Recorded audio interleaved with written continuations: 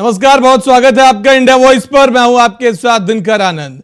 मुख्यमंत्री योगी आदित्यनाथ ने ज्ञानव्यापी मामले पर बड़ा बयान दिया, जिसको लेकर राजनीतिक नेताओं की प्रतिक्रिया भी आने लगी है।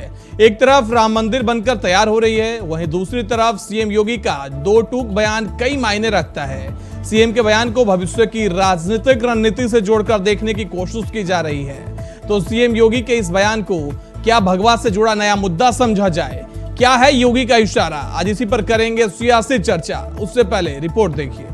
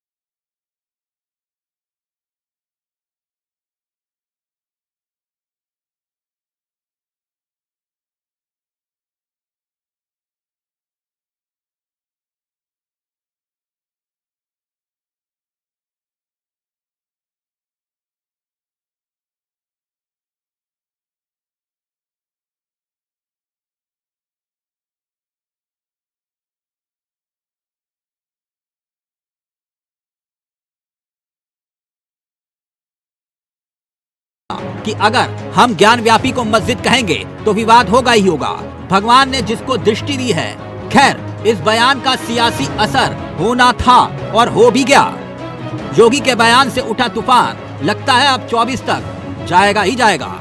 Bureau report, India voice, Lucknow.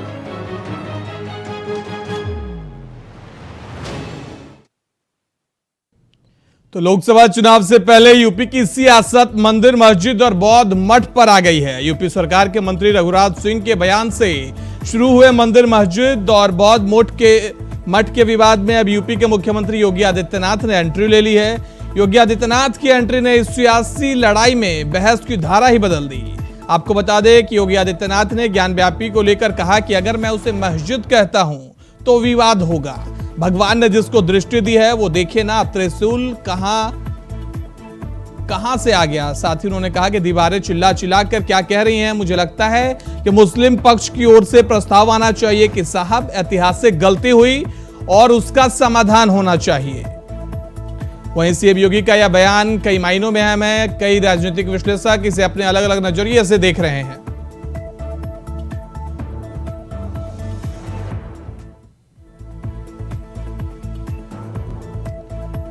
तो सीएम योगी आदित्यनाथ के इस बयान के बाद लगातार सियासत तेज है। एक तरफ जहां लगातार सीएम योगी के बयानों को लेकर चर्चा हो रही है, तो दूसरी तरफ आज बीएसपी सुप्रीमो मायावती ने भी इस मुद्दे पर एंट्री ले ली है। आज इसी पर करेंगे चर्चा के लिए हमारे साथ पंकज त्यागी, नेता है, बीजेपी से जुड़ गए हैं। हमारे साथ धनोज कुमार जुड़ गए हैं, वरिष्ठ पत्रकार है। आप दोनों का इंडिया वॉइस पर बहुत बहुत स्वागत है।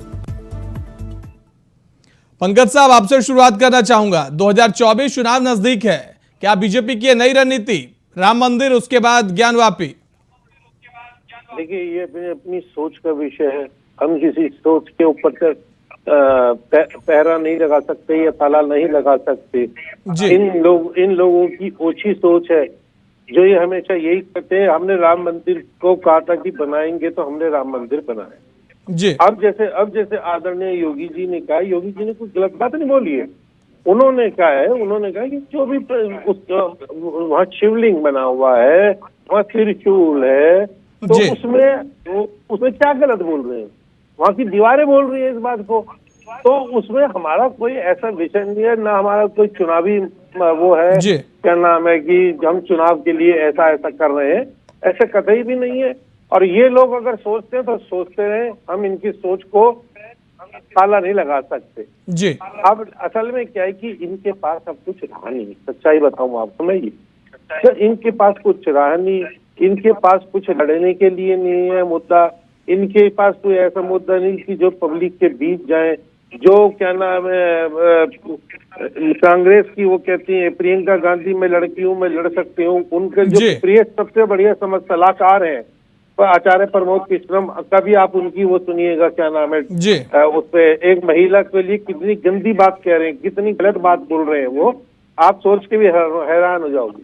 तो मैं लेकिन पंकज साहब, हाँ जी, लेकिन पंकज साहब सवाल यह उठ रहा है कि एक तरफ जहां ज्ञानव्यापी के बात को लेकर जहां मोहन भागवत किनारा कर चुके हैं, दूसरी तरफ सभी बीजेपी के बड़े नेता यह कह रहे हैं मामला कोर्ट में है, इस पर टीका टिप्पणी ठीक नहीं। ऐसे में यूपी के सूबे के मुख्यमंत्री योगी आदित्यनाथ का बयान ऐसे दर्शाता है जैसे एजेंडा सेट 2024 के लिए किया जा रहा है। विपक्ष देखिए उन्होंने जैसे कहा, आपने उनका बयान सुना हो, उन्होंने कहा कि जब ये मंदिर है तो मुस्लिम समुदाय को भी आगे आना चाहिए और सौंप देना चाहिए। उन्होंने चुनाव के लिए क्या कहा? कुछ भी नहीं कहा। आप मुस्लिम समाज कल मान ले, अभी तो खैर कोर्ट में है मामला, ASI की वो करेगी, जांच करेगी। उसके बाद वो जब अगर मंदिर है तो मंदिर हमें सौंप दीजिए, और अगर मुस्लिमों का है तो मुस्लिमों को सौंप दीजिए। इसमें कोई दिक्कत तो नहीं है, हमने तो ये कहा ही नहीं, बिल्कुल भी। योगी जी ने भी ये नहीं कहा। लेकिन इसके बीच अगर कोई आया तो उसको बर्दाश्त अब हम करेंगे नहीं, हिंदू लोग, मैं पहली बता। ठीक है, हमारे साथ राघवेंद्र दुबे प्रवक्ता हैं समाजवादी पार्टी के, वो भी जुड़ गए। आपका भी इंडिया वॉइस पर बहुत बहुत स्वागत है। राघवेंद्र साहब, आप थोड़ी देर से जुड़े, लेकिन पंकज त्यागी साहब ने कहा कि अब इस मामले को लेकर अगर कोई भी टीका टिप्पणी करता है तो हम हिंदू लोग छोड़ेंगे नहीं। आज मायावती ने भी कहा कि एक सोची समझी साजिश लग रही है सीएम का बयान, कैसे देखते हैं आप? टीका टिप्पणी कर रहा है जो प्रदेश का मुख्यमंत्री है, जिसने संविधान की शपथ ली। ऐसे लोग टीका टिप्पणी कर रहे हैं। जब कोर्ट में मामला है, इन लोगों को पूछो इनसे, जब कोर्ट में मामला क्या हाई कोर्ट को आप नहीं मानते? ये मानते ही नहीं कोर्ट को। कोर्ट को अगर मानते होते क्यों करते? अरे कोर्ट जो भी निर्णय देगा देगा। अब ये लोग आ गए, अपने भगवा वस्त्र पहने, तिलक लगाए, हम किसी को बोलने नहीं देंगे। अरे भाई, आपका राज्य और आप ही की जो मानसिकता, जो जहर आपने भरा है, वही आपको दिखा के जयपुर मुंबई ट्रेन में एक CRPF का जवान 4 लोगों की हत्या कर देता है और कहता है राघवेंद्र साहब जी। लेकिन राघवेंद्र साहब, सवाल यह उठ रहे हैं कि सीएम योगी आदित्यनाथ के इस बयान के मायने कई हैं। एक तरफ जहां 24 के लिए राम मंदिर का एजेंडा बीजेपी के लिए है, एक बड़े तबके को अपने पास एकजुट करने के लिए, दूसरी तरफ अब ज्ञानवापी, कैसे विपक्ष के तौर पे आप लोग टैकल करिएगा? PDA के फॉर्मेशन तो आपकी हुई नहीं, टीम इंडिया में कन्वर्ट हो गए आप लोग। देखिए, हमारा सीधा सिद्धांत है, हम सभी समाज को साथ लेकर के चलेंगे। सबको, इनके लिए है, ये चुनाव का विषय है और इनके पास वास्तव में मुद्दा नहीं है। अगर कोई मुद्दा होता तो विकास की बात करते, मुद्दा होता तो ज्ञानवापी को लेकर के नहीं आते, क्योंकि राम मंदिर का मुद्दा अब हो गया है, सुलझ गया विवाद वहाँ राम मंदिर। लेकिन राघवेंद्र साहब, बात तो आप लोग भी कर रहे हैं ना। स्वामी प्रसाद मौर्य लगातार मंदिरों को लेकर बयान दे रहे हैं, बद्रीनाथ मंदिर, बौद्ध मठ, आप लोगों की तरफ से भी तो बयान दिए जा रहे हैं। बिल्कुल, आप कह रहे हैं बिल्कुल सही कह रहे हैं। जी। स्वामी प्रसाद मौर्य भी वरिष्ठ नेता है, लेकिन मैं जरूर कहना चाहता हूं कि ऐसे विवादित बयानों पर बिल्कुल उनको विवादित बयान नहीं देना चाहिए। अरे धर्म के लोग हैं, वो धर्म का काम देखें, जो राजनीति के लोग हैं वो राजनीति को देखें, विकास देखें, कैसे यानी समाजवादी पार्टी स्वामी प्रसाद मौर्य के बयानों से किनारा करती है? नहीं, स्वामी प्रसाद मौर्य का उससे हमारा कोई, इस पार्टी से कोई लेना देना नहीं इस मामले का, कि कहां पर आपके पार्टी के वरिष्ठ नेता हैं, बताइए, आपका कोई लेना देना ही नहीं है? पार्टी की लाइन नहीं है। ऐसे तो फिर अगर ये बात कहेंगे तो जो अभी बैठे हैं हिंदू धर्म के, जिनको बड़ा हिंदू धर्म की चिंता हो रही है, इनको पूछिए। संजय निषाद बीजेपी में मंत्री बने थे, योगी मंत्रिमंडल में, उन्होंने कहा कोई खीर खाने से कहीं राम पैदा होते, राम दशरथ के पुत्र नहीं है। ठीक है, जवाब ले लेता हूँ। पंकज साहब, संजय निषाद के बारे में सुना आपने, क्या कह रहे हैं राघवेंद्र साहब? जवाब दीजिए। मैं जब से आपसे एक बात कह रहा हूँ कि मुझे इनकी आवाज क्लियर नहीं आ रही है, मुझे पता ही नहीं इन्होंने क्या बोला है। जी, इनका कहना है कि संजय निषाद ने कहा था भगवान राम को लेकर खीर खाने से थोड़ी कोई पैदा हो जाता है। स्वामी प्रसाद मौर्य बोल रहे हैं, वो बोल रहे हैं, क्या चल रहा है? इनका अपना तो वजूद है नहीं, उत्तर प्रदेश में खत्म हो गया समाजवादी पार्टी का। अब ये स्वामी प्रसाद मौर्य के ऊपर रख के गोली चला रहे हैं, और उस जैसा गिरा हुआ आदमी समाज, क्या नाम है, मौर्य से गिरा हुआ आदमी कोई हो नहीं सकता जी। आप ये बताइए, इनकी पार्टी क्यों नहीं निकालती फिर, अगर इनको उससे किनारा है तो निकाले। ये नहीं बोल सकते, ये भगवान के नाम को चुनौती दे रहा हूँ, भगवान जी, ठीक है, इसलिए बोल रहे हैं क्योंकि ये मुस्लिम वोट चाहते हैं, और आज का मुस्लिम समझ चुका है इन लोगों को। ठीक है राघवेंद्र साहब, पंकज साहब, आपके पास आऊंगा। हमारे साथ धनोज कुमार भी है। धनोज जी, आप कैसे देखते हैं मुख्यमंत्री के इस बयान को? और मायावती ने कहा कि एक सोची समझी साजिश है, जब विचाराधीन मामला है न्यायालय में तो इंतजार कर लीजिए। बहुत बहुत धन्यवाद। सर्वप्रथम इंडिया वॉइस को मैं धन्यवाद देता हूं, दिनकर आनंद जी आपको। इस शो का मैं हिस्सा हूं। अच्छा मुद्दा है, 2 लाइन से शुरुआत करता हूं। जिसका था इंतजार वो आया है पल, जिसका था इंतजार वो आया है पल, फैसला सनातन के पक्ष में होगा, आज नहीं कल। जी देखिए, सच्चाई जो है उसको कोई झुठला नहीं सकता है। जो सूबे के मुख्यमंत्री, उन्होंने सिंपल सरल भाषा में वही कहा कि अगर आपको ही पता, मुझे भी पता है, मस्जिद जो होता है, मस्जिद की संरचना अलग होती है, मंदिर की संरचना अलग होती है। हमारे देश की विडंबना है कि यहाँ लोग सच्चाई से परे होकर चलता है, सच्चाई को देखना चाहिए। उन्होंने कहा है कि मुस्लिम पक्ष को आह्वान किया उन्होंने कि अगर आपसे कोई गलती हो गई है, उस गलती को सुधार करिए आप। और मान लीजिए जो सुप्रीम कोर्ट ने भी रोक लगा दिया, क्योंकि सर्वे में जो सारा चीज आ जाएगा। सर्वे का मतलब होता है कि क्या है क्या नहीं है, सब कुछ सामने आ जाएगा। लेकिन जब तक अदालती पक्ष है तब तक, लेकिन एक मुख्यमंत्री को अधिकार देता है कानून, वो अपनी भाषा का यूज कर सके। उन्होंने यूज किया। एक मुख्यमंत्री को लॉ एंड ऑर्डर पावर है, एक मुख्यमंत्री को अपने सूबे में सुधार करने का पावर है। लेकिन धनोज साहब, इन्हीं मुख्यमंत्री को पूर्व मुख्यमंत्री कह रही हैं कि जब विचाराधीन मामला है, ऐसे में टीका टिप्पणी कहां तक जायज है? और दूसरा सवाल आपसे यह है कि एक तरफ जहां कुछ दिनों पहले लोकसभा चुनाव के मद्देनजर बीजेपी जहां पसमानदा मुसलमानों को एकजुट करने में जुटी हुई थी, तो ऐसे में सीएम योगी आदित्यनाथ का यह बयान क्या दर्शाता है? क्या पसमानदा मुसलमान इनके साथ नहीं आ सके, इसलिए अब अलग नैरेटिव अपनाया जा रहा है?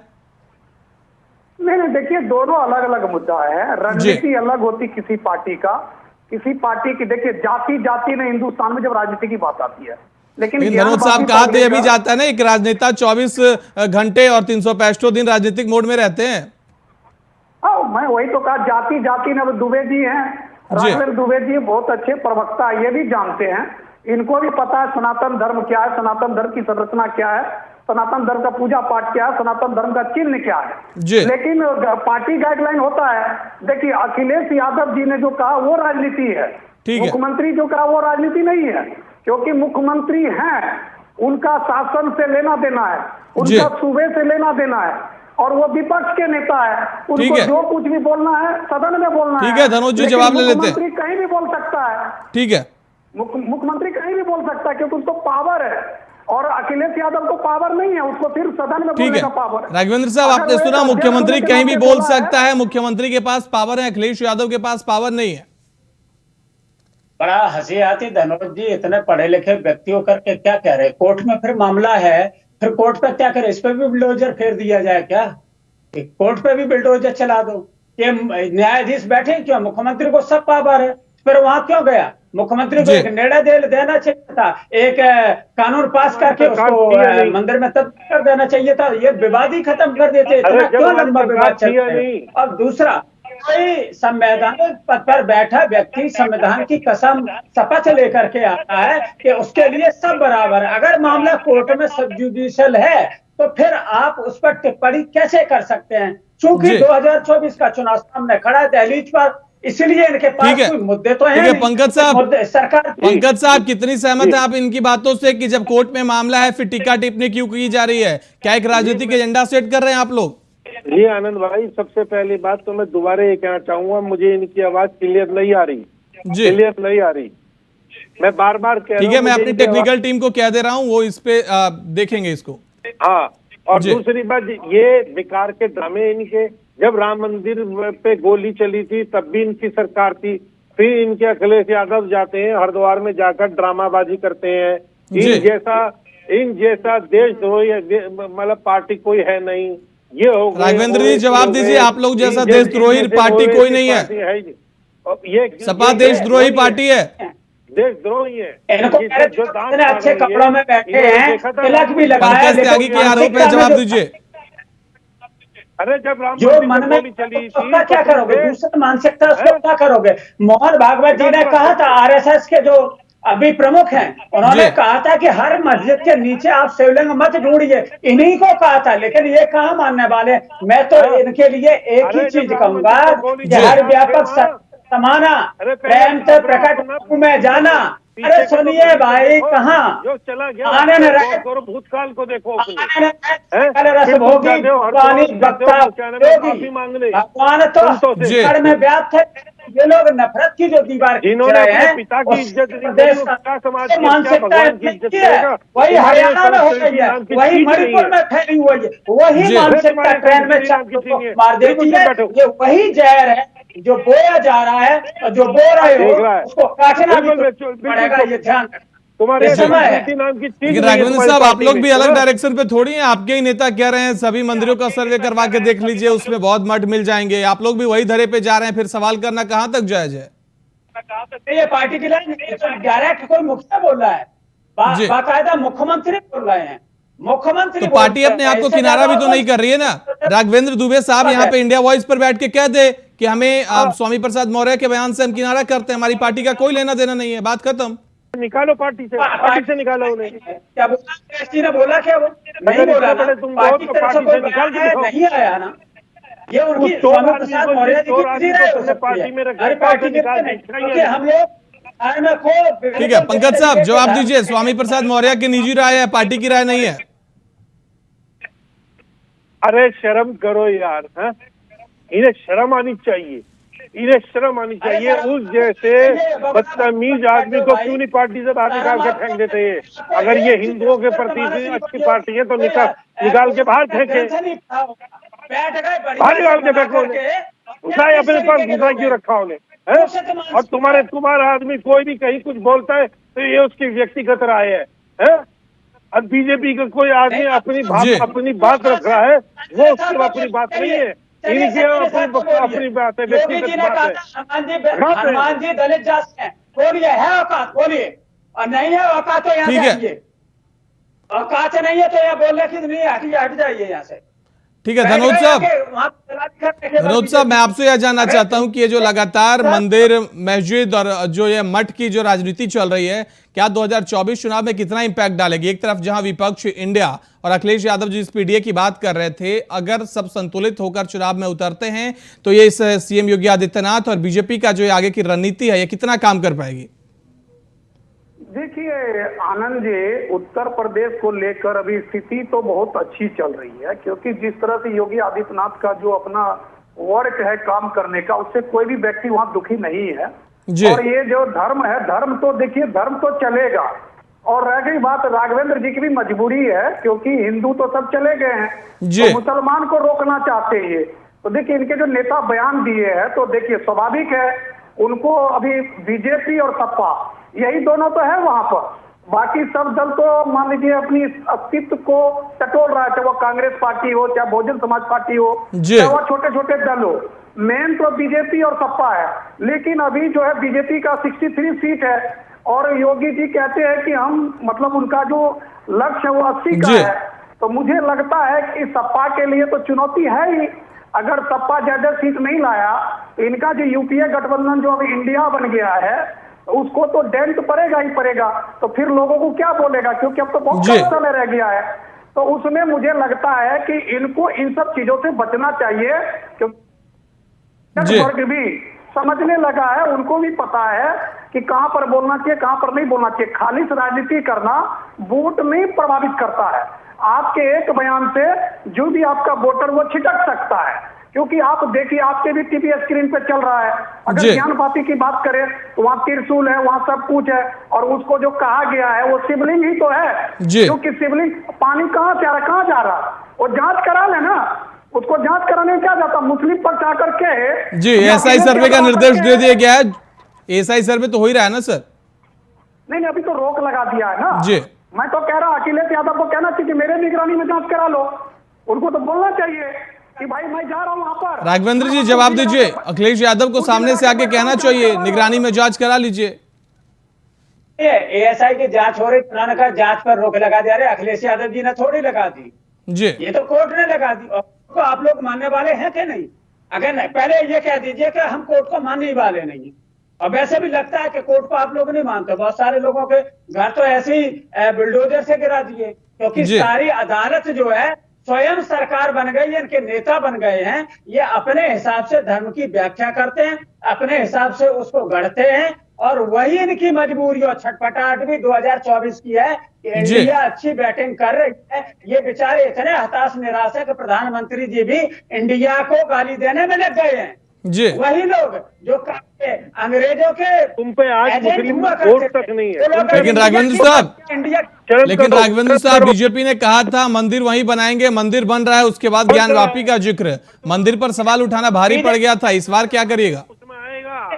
हमारे बीजेपी अगर बीजेपी क्या कहेगी कि कोर्ट को उसी ने दबाव दिया कि कोर्ट इस तरीके से निर्णय करे। कोर्ट ने निर्णय दिया और बीजेपी उसमें पक्षकार भी नहीं थे। ये तो वही बेगानी शादी में अब्दुल्ला दीवान है, क्योंकि इनको वही करना है, सारा उसी तरीके से मंतव्य बनाना है। और ये जो लोग जिनकी दुकान चल रही है, जो बैठे हुए हैं, इन लोगों की दुकान इंडिया आ गई तो वहां तो सब फिर इनकी दुकानें बंद हो जाएंगी, जो नफरत की दुकान खोले हुए हैं। जी राघवेंद्र साहब आपसे एक आखिरी सवाल यह है कि मुख्यमंत्री ने तो कहा कि त्रिशूल मिला, त्रिशूल देखा, दीवारें चिल्ला चिल्ला कर कह रही है, आप लोगों ने क्या देखा वहां पे? देखिए मैं तो ये कह रहा हूँ कि जब मुख्यमंत्री जी को सब कुछ दिख गया है तो कोर्ट से वो कहें मामले को बंद करें और एक आदेश पारित करें सरकार की तरफ से, और उसको वहां पर मंदिर बना के उसको खोल दें। उसमें क्या है भाई, जब सरकार को करना, जब उनको सब दिख गया तो कोर्ट का उसमें कोई काम बचा नहीं, ठीक है, उनको धैर्य नहीं है और को सुनना नहीं है। तो फिर कोर्ट अपना काम करेगी तय समय के अनुसार। आप सभी का हमारे साथ इस खास चर्चा में जुड़ने के लिए बहुत बहुत धन्यवाद। तो मुख्यमंत्री योगी आदित्यनाथ के बयान के बाद लगातार सियासत तेज है। एक तरफ जहां आज मायावती ने एंट्री ली, मायावती ने कहा कि स्वामी प्रसाद मौर्य और बीजेपी की तरफ से दिए गए बयान गलत हैं। फिलहाल आप सभी का इस चर्चा में जुड़ने के लिए बहुत बहुत धन्यवाद।